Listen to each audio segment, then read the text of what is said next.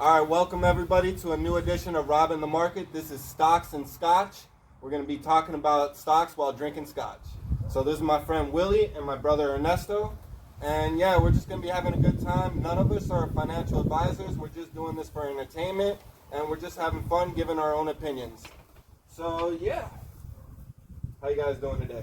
I'm doing good. I'm enjoying the scotch. Yeah, we're drinking some Deveron 12-year-old today. Very Some smooth. pretty good stuff.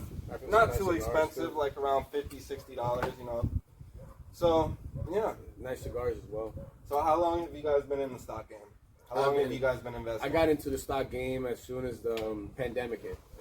Yep, I was working. Kind of, a little before, but... I worked a lot. I was, since I worked for the Department of Health and everything, so I decided to put money into the stock market. So you've been doing it for almost a year now, probably? Probably almost a year, yeah. Okay. How much did you start? Like, I started your with first, like, initial investment. My first deposit, because I used Robinhood. Yeah, so do I. At least starting out. So my first deposit was about $60. Okay. And the first ones that I bought, besides the one that you get for free, of course. Yeah. I bought like the big commercial ones like Ford and GE. Things like that. So automotive. Big on automotive. Okay. Yeah. And what about you, Ernie? What did you start with? I was actually starting with little things. Well, when did you start? Yeah, actually I started about a year ago, but I didn't get heavy into it about 3 months ago. Okay. I didn't really pay no mind to it. I didn't take it serious because I didn't want to go into it without knowing at least something. So from there, I invested clothing because the market had crashed because of COVID. So I was going into Carnival, Royal Caribbean. Okay, so little things that people were telling me that were going to blow, but I didn't listen to them. I backfired, and I saw lots of opportunity. And each month just kept going that way. I kept seeing more and more. So finally, I had my brother get into it with me, so teach me a little bit and show me the value of it. And honestly, when I woke up is when I had an opportunity to put $40,000 into Tesla when they did a split. And what? Within about a month after I could have put it in, it had jumped in to about $800, and I could have made $40,000. And that's when I realized, stop playing this game. And here we are. If you guys couldn't fully hear him, he had about 40,000 in his account when Tesla dropped below 400, after the split, post split, right? In my bank account. Yeah, he had 40,000 in his bank account, ready to buy. But he didn't want to put all of his money into Tesla. Nobody can blame him. I don't recommend putting all your stocks into one thing at once, but anyways, he had it. I was like, I believe in it. Tesla just split. It's going to go up, whatever. It's been bouncing up and down between 400, just dropped below 4, whatever. Anyways, he didn't do that. He went into some safer plays. I think he was playing Neo with me when I first started doing the options, when I first started the YouTube channel. So, yeah, but shortly after, Tesla could have doubled to Tesla did double to 800, a month or was that the 6 same year weeks when after. It went to 22.5? Huh? When it went to No, yeah. It split, I think, back in November or October.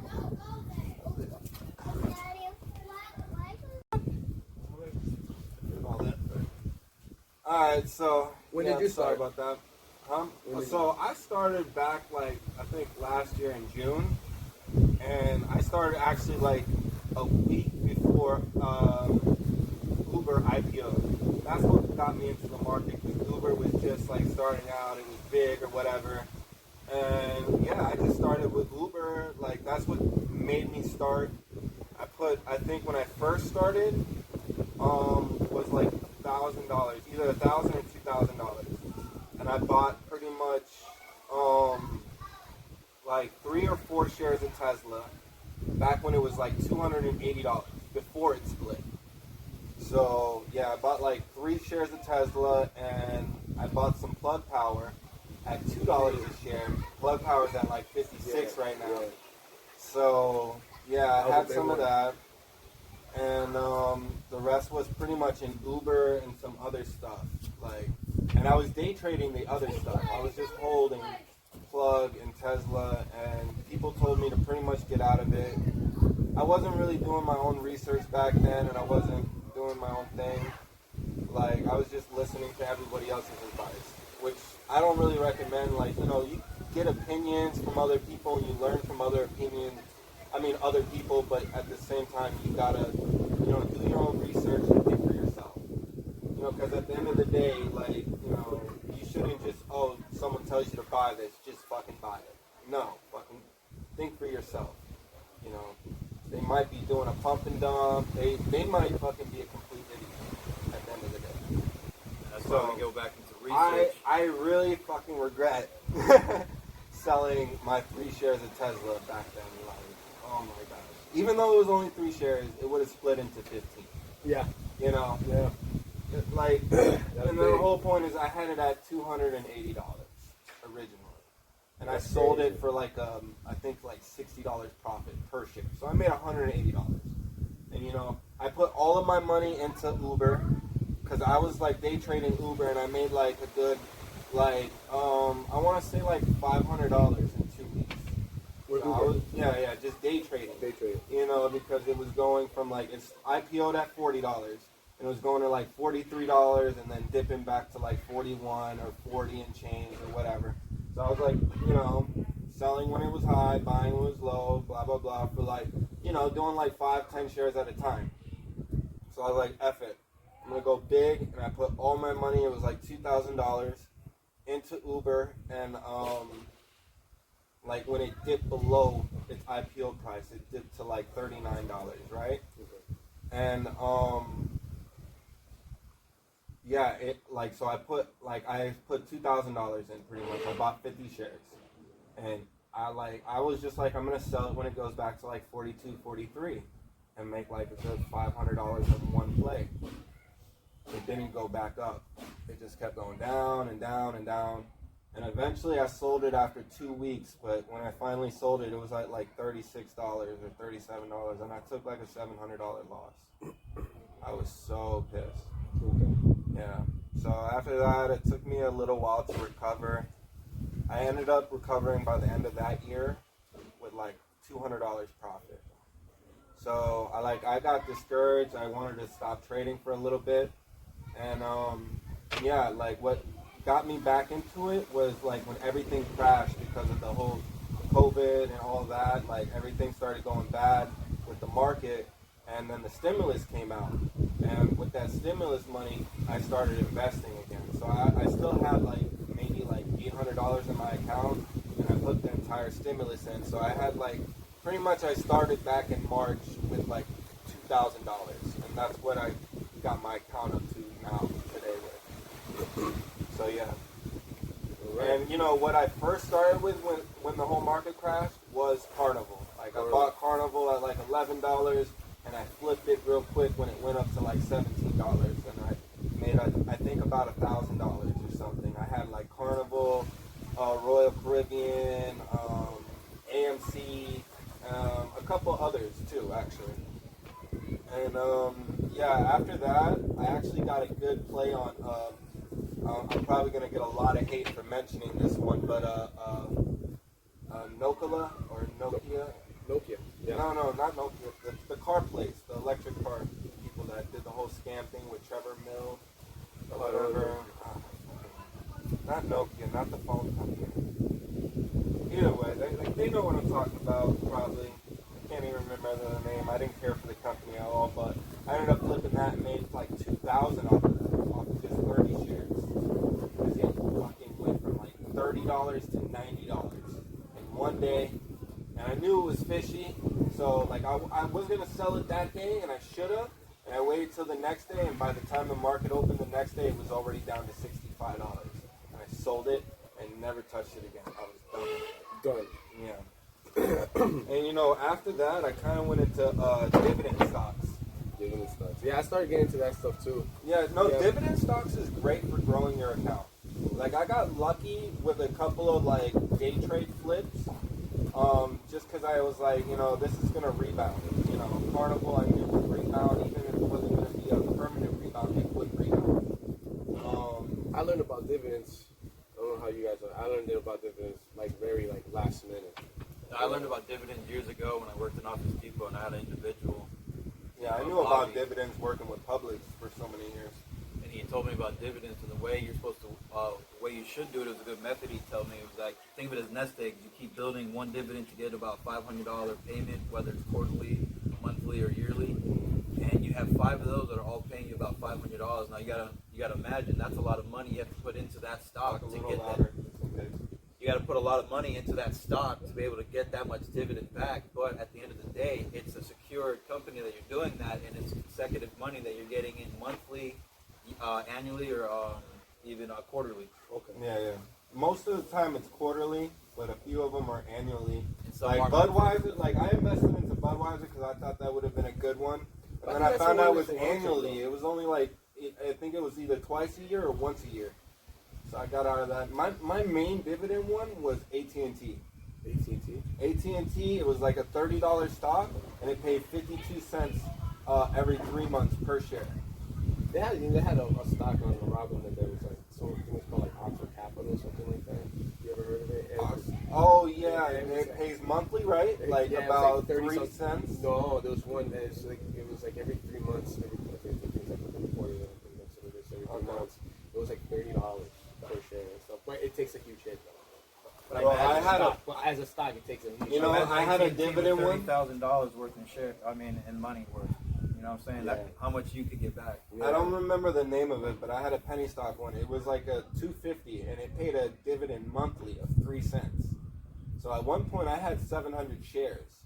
You know how much I got for that month? Like $10. $10. Yeah, not even. It was like a little less than $10, like 9 something.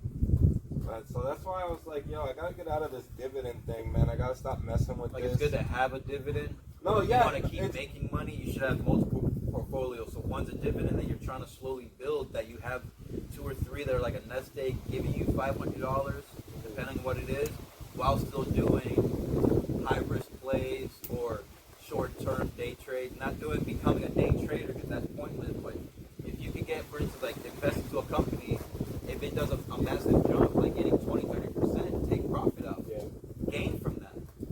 You know, don't ride the wave up and down. Take it when it's high, sell it when it goes back down. Use your investment and buy it when it's low, and keep playing that game. And when you want, you can take those profits and put them into the dividend stocks, so you're getting a monthly consecutive income coming no matter what, while you're still playing another portfolio that Rob taught me through options.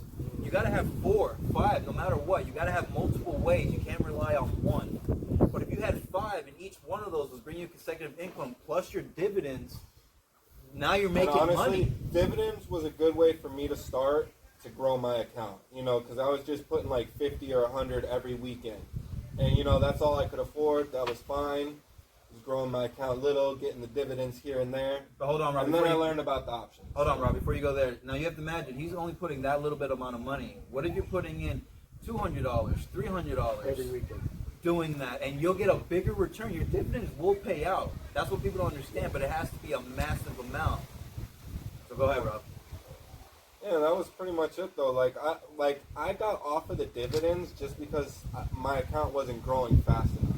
Like, because usually dividend stocks don't grow a lot because they're taking away from a lot of their profits and giving it to the investors, you know, because they're paying out dividends, which is fine and great for us. But at the long run, it's like, you know, it takes a long time for it to grow. But like Ernie said, you have a portfolio of. You know, yeah, that's your safe play. That with the ETFs, yeah. And those are called long-term plays. Meaning you're playing that company for 2, 3, 10 years. People don't like the options I do sometimes because technically, yeah, I'm getting premium weekly or monthly, but at the same time, I might have to sell a stock for lower than what it's actually worth when I sell it because it went over the strike price. And, you know, for example, CCIV, you know, with the whole merger with Lucid Air and all that, I ended up this week, I don't know if you saw my video, I sold 100 shares for 40 and 100 shares for 50, and right now it's like at 56. Now I still have another 100 shares because I set one on my last contract for 60, so I can play that one again. I lost the other, so I have like 9,000 buying power just from those 2 contracts. Now I bought it at $20, so I made $2,000 profit off of the 40 and $3,000. So I made $5,000 profit off of just that, pretty much. And I still have the other 100 to play with. So And I'm not even counting the premium as profit. Like I think one of them I got like 180 and the other one like 2 something. I don't remember fully, and then even the $60 one I don't remember, but that one I think was the most because that was after it climbed up a lot. So, but like that's why like I do the covered calls because no matter what I'm making profit, and I can just buy back in or play something else, and like it's consistent for me. Like for me, it's consistent money where, like when I figured that out, like I haven't had to put in like $50 or $100 in every week anymore to see my account grow because I'm collecting premium. Yeah. You know, that's, you know, I'm buying other stocks, I'm rebuying back into companies with that premium. So that's what I found very beneficial, like, you know, so far, like where my account's really grown in the last 3 months. My account, I agree, because ever since you showed me that options stuff, I was, all right, here we go. You know, because but it is risky, and you of course you know, it at is. the same time, people do get pissed. That's what I was trying to start with. I kind of dragged it out, but people do get upset because you kind of like talk about the ones you've lost because I lost my IDEX. I'm just gonna see where we're at so far. Okay. I did my IDEX one. Mm-hmm. They were for my I think it was like a $18 premium. You know, and of course I throw that premium right back into the stock. Buy more. Ideonomics, yeah.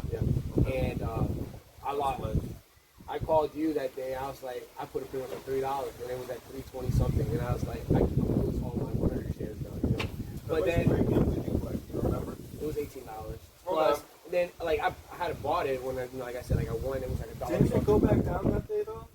And wait, yeah, I lost it. Yeah, Okay, I lost it. But then at the end of the day, when I was talking about it, at the end of the day, I make money.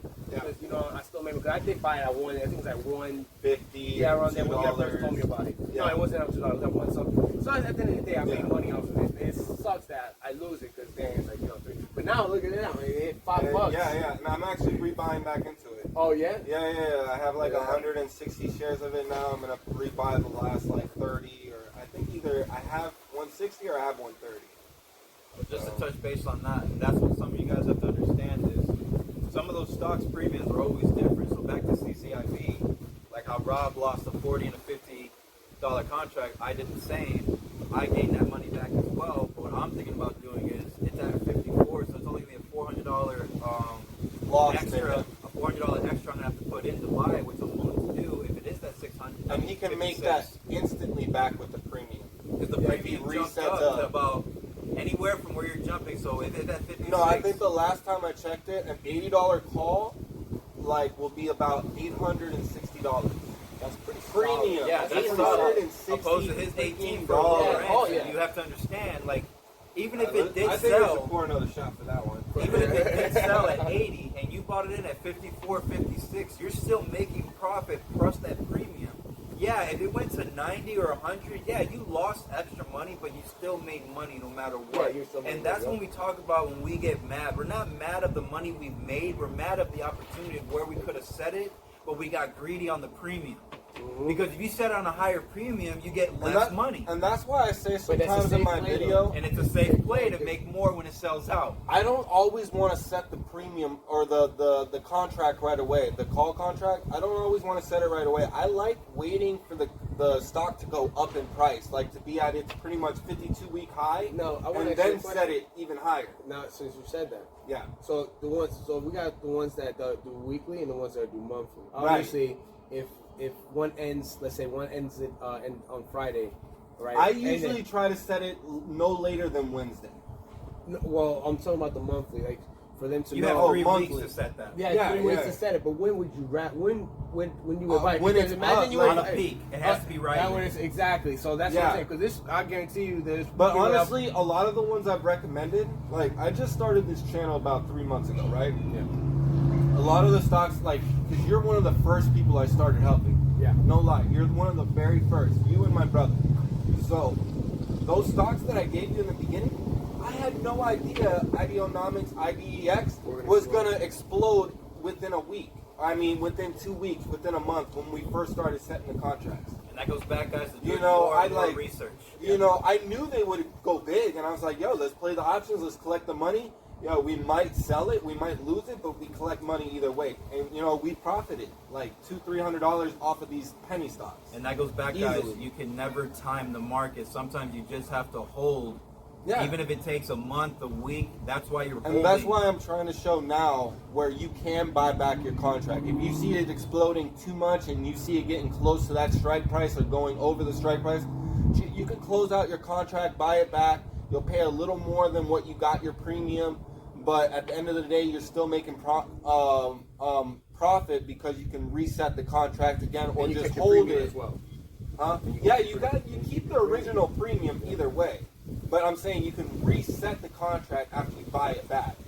And, you know, just do it again, you know, because it's already up past your original strike price. The way you have to think about it, for easy numbers, if your premium, for instance, is at $500 to buy it back, but you're gaining $1,000, you're paying that $5 from that $1,000 to keep that extra $500. Because there's a possibility it could keep going higher, that now you're going to make 2, 3, X amount back. Because remember, if you don't buy it at that 500, every time it keeps scaling a number, that premium to buy it back is only getting more expensive. Like, for instance, back to CCIV, I had a chance to buy it, but I had no buying power. But bro, at one point it was at 800, dude, and then it spiked to 1500, 1800. Now I really couldn't buy it. You did buy For a something. premium to buy it back. You did buy something back that month, though. I did it with Microvision, and bought back that's all I had, Microvision. though. That's what I'm trying to say. Microvision we bought at the beginning of last month at $6, and that shit already jumped to $20. I had to buy it back twice. Yeah, to 52-week keep high it. was at $24. Because I had like 3 contracts. I had an $8 call, a $9 call, and a $12 call. And I ended up buying them all back because I didn't want to sell it. You know, even though I would have made profit on all of them, I didn't want to sell them for that low and, you know, lose all that potential profit. It's still holding at $20. I think I lost 1 contract because I set one at 20. I reset them. I set one at 20 and I set the other 2 at 29. So I still have 200 shares. And I lost 100. Now, mind you, the reason we set those at 9 and 10 because that's all we were allowed to do at that moment.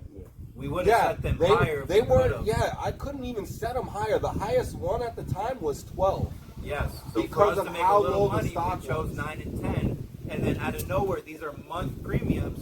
They skyrocketed within that month before we could sell. Yeah. And by the time it happened, it never scaled back down, But and technically, we had to sell. even now, I still have not lost money from buying it back and doing everything I did. Yeah. Now, sometimes, don't get me wrong, if you buy it back and then the stock goes down You and lose. it goes below what your You original lose. strike price was, You just bought it lost. back, and There now was your no stock's losing. down. And I did that with one stock this month. I did it with Galactic. That one that you like? GILT.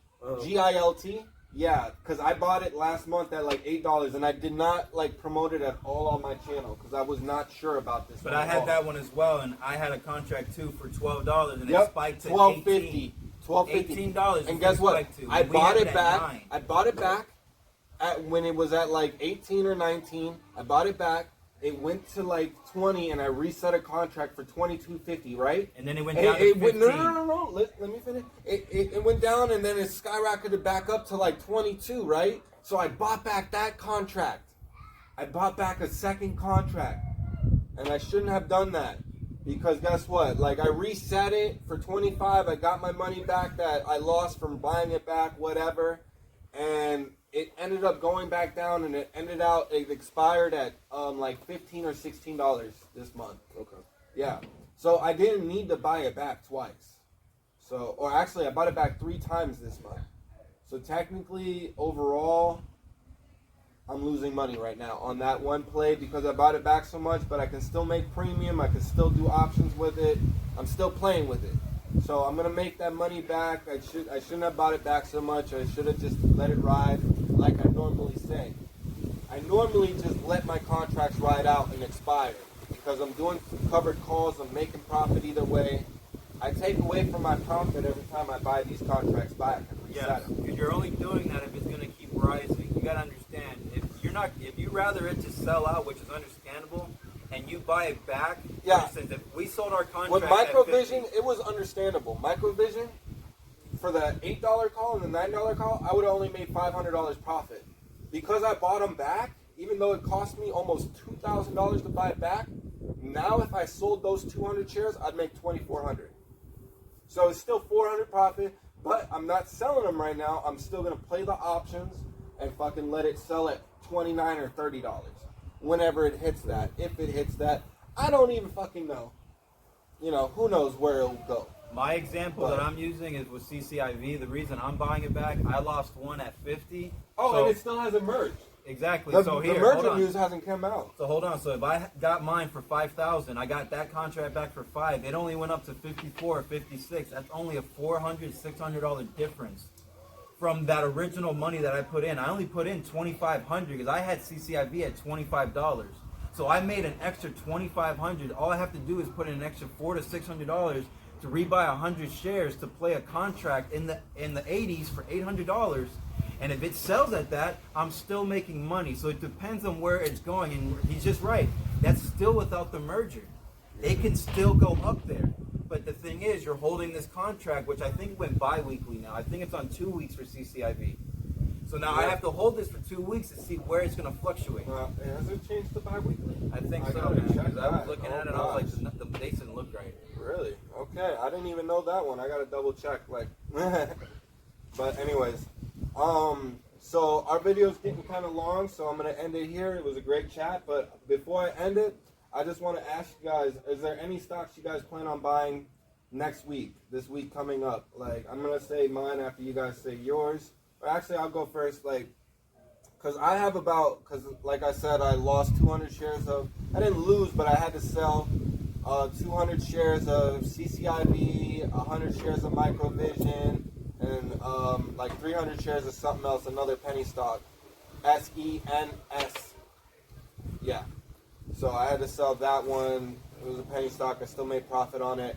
So I have about $1,200 buying power this week, and there's a couple other penny stocks that I don't like the premiums anymore. I'm going to sell too. So I'm either going to do this. There's a couple plays I can make. I was going to buy Tilray. If it stays around under $30, buy another 100 shares of that. So I'll have 200 of that. Buy another 70 shares of Sunworks. So I'll have 200 shares of Sunworks. Because right now it's at 15 and my average cost is like $19.30. So if I buy another 100, it will lower it probably to about maybe 17 or like 17.50, 17.60, whatever. So I want to do that. I want to maybe buy, now this is where I'm debating. I can buy 100 shares. This is going to be the more expensive one because I'm kind of getting out of the penny stocks. I don't want to deal with penny stocks no more. I kind of started it because of my channel and I lost track. Like, I was more focused on, you know, the fundamentals and growth stocks, what I see like really potentially growing. And that's how I found IBEX. Like, that was like, at first, like, nobody was really talking about that when I first found it, and now it's blowing up. People are actually making videos on it. But anyways, like, but that is a penny stock. But anyways, like, so 100 shares either between Neo, Plug Power, or Virgin Galactic Holdings. One of those three. All three of them are good. So they all have decent premium. Honestly, Neo is the worst premium. That's why I'm kind of... Really? Why? Yeah, because honestly, a lot of people aren't focused on Neo right now. Neo's down, and Neo was it's been at consistent 60. right now. But honestly, it's down from consistent. its normal, though. It's consistent for premium. Well, I was talking about is No, for options.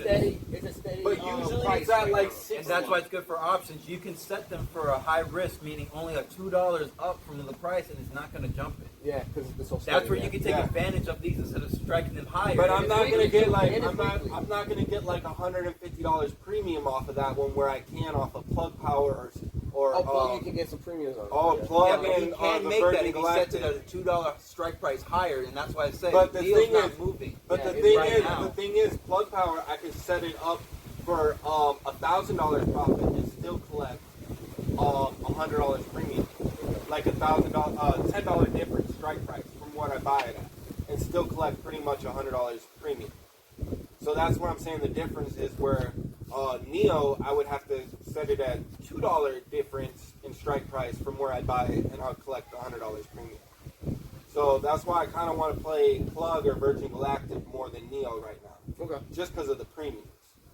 So I'm debating the two. I don't know which one I'm going to buy yet. And I might buy another 100 shares of Workhorse, honestly. Because the contract still hasn't come out yet for that, and if it does, it could blow. Just like CCIV, everyone, you know what? People have been freaking ignoring Workhorse. It has gone down from its $40 mark. Guess what? When CCIV gets its merger, people collect their money, their profits, this and that. Guess what? They're gonna fucking need to take their money and put it somewhere else. Tesla's gonna go back up. Tesla's a stock that I'm not worried. Like, if I had it, I'm gonna be completely. I don't know how much premium I'm gonna collect this week or month, but it's gonna be a lot. It is, because I got a lot of plays going this month. But well, that's why half of it is gonna go into Tesla. I'm buying back my Tesla while it's down. Huh? All right. So yeah, you guys, what are you guys buying this week so we can end this video? I'm thinking about going buying a little bit more sundial. Okay. And probably getting buy more Workhorse as well. How much sundial you got right now? 100. Okay. 100. I think it's like 107. All right. And what about Workhorse? Have you hit 100 shares yet? No, not yet. Okay. How close are you? Pretty far. Man, I only have 9 shares. All right, bro. You gotta deposit more money. I know you're slacking. We're not gonna talk about it right now on the channel, but you're holding back from investing. I don't know why you're still scared. You see the profits. You see the capability. You see there's ways of doing it. This is the potential. You know, get into it. Ernie, what are you thinking about buying this week? I have almost about 12,000 buying power, so I'm gonna go back into CCIV. I'm gonna take that chance because with that 100 merger, shares of CCIV. I'm gonna buy 100 shares and use that as a premium. If I could set it around 80 or 75, because I'm happy with that. Oh, that's great return, bro. Yeah. That's $2,000 profit plus whatever premium. So I can accept that, and I'm willing. If I lose that, I'm fine with that. If it goes higher, it is what it is. I'm gonna use. But you should wait, because I heard. But hold on. This is all speculation, what I hear, but the merger might be announced on Tuesday. I'm gonna buy it Monday, but this is what I'm saying. With that premium, I'm gonna buy more of my Aurora cannabis and make that another 200.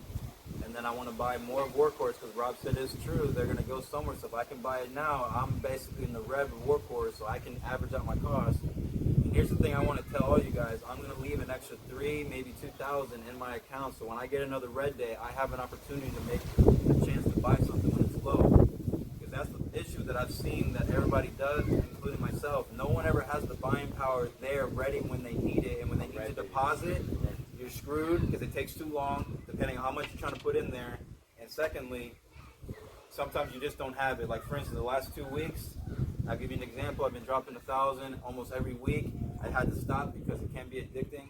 For that reason, I had to stop. So I had to just wait, and I saw so many opportunities, and I had to bite my tongue because you got to have morals in this. You can't go into debt for playing stocks. You got to make money. Even though I saw the opportunity, it's not the point. All right. So, and that's really where I left it off. I'm going to leave that little money in my account and go from there. Yeah, I don't want to cut you off. Very last thing. Number one rule. You guys' number one rule, and this is all just our opinion. Remember, guys, we are not financial advisors.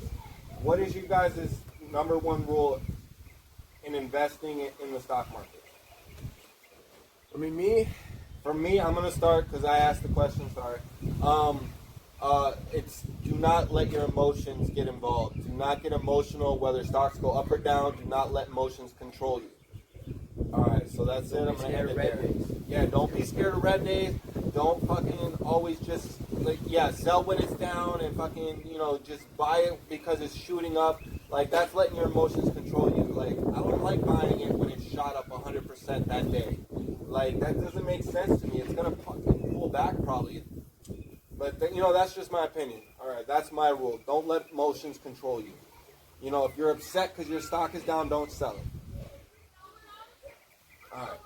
Go ahead. Mine is, if you're going to gamble your money, remember, never gamble. But if you do gamble, be willing to lose what you're putting in. Don't let it affect your life, your personal life. If you're putting in $5,000 to gamble, forget about it. Because if you lose it, it is what it is. Or if you gain, that's what we want. Exactly. Basically, put money that you're willing to lose. You can afford to lose. Exactly. Don't put freaking 10,000 in and you lose 5,000 the next day. Do not cry about it. And that goes back to his emotions. That's why we're saying that. You got to understand that. You're going to have red days. Exactly. The more you put in on a red day, the more you'll lose. No. Well, usually I like buying the dip. So if it's a red No, day, that's what I like mean. putting If you in go money. on a red day, you're gonna see a loss. Like you said, you're losing that 5,000. It will bounce back. Yeah, exactly. It's a good If you don't stock panic off of sell, research. if you don't panic sell, usually you'll make profit when it bounces back. All right, Willie, go ahead. Well, I said don't be scared of red days. That's my. No, you can't take mine, man. What is your one rule?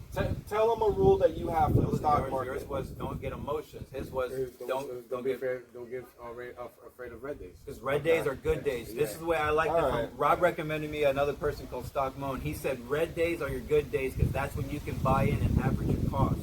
So don't get mad on a red day because if these are long-term holds, whether it's a year, a month, whatever it is, if there's something that you're going to do a hold for, don't get mad on the red day. That's when you take advantage, and that goes back to what I said. If you have an extra 2, 3, whatever amount in your account, you can buy on that red day, and when it bounces back, you made double or higher amount profit back on you. And that's where we're all three of us, of our opinions, will benefit you because they all are somehow intertwined. And we're going to end this episode there. I hope you guys enjoyed it. Again, this is Rob with Rob in the Market with Willie and Ernesto. I've been calling him Ernie the whole videos because he's my brother, and this is my long-term friend from middle school. So, yeah, I hope you guys enjoyed. It's probably going to, remember, I don't really edit these too much, but I got a couple of clips I got to piece together, so I hope you guys don't mind. Also, I'm going to put in a second video, post it later after this one, maybe a day later, of the bloopers, like just how we all started it. And It didn't start well. Yeah, we had to do a couple of clips in the beginning. It was bad. Anyways, I hope you guys really enjoyed it. And like, comment, subscribe if you haven't already. We're going to try and do this weekly or like every other week. It might be other people in it. We don't know yet. And it, like I said originally, none of us are advisors or this is all for entertainment. We're just giving our opinions. These are just people that are just trying to do the same thing everybody else is doing and how we see Yeah, it. we're just trying to make money off the market, and we're just giving you our opinions and showing how we've done it and how we're doing. So with all that being said, I hope you guys enjoyed. Again, I'm Rob with Rob in the Market. Have a good one.